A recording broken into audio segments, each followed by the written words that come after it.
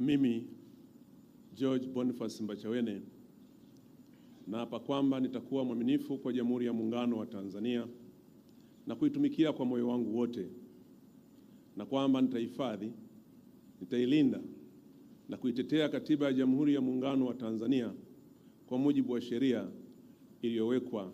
Ewe Mwenyezi Mungu nisaidie. Mimi George Boniface Mbachawene naapa kwamba nitaitumikia vema na kwa moyo thabiti Jamhuri ya Muungano wa Tanzania katika kazi zangu za waziri wa mambo ya ndani ya nchi, na kwa wakati wote nitamshauri kwa hekima na uaminifu Rais wa Jamhuri ya Muungano wa Tanzania, na kwa vyovyote vile sitatoa siri za baraza la mawaziri. Ewe Mwenyezi Mungu nisaidie.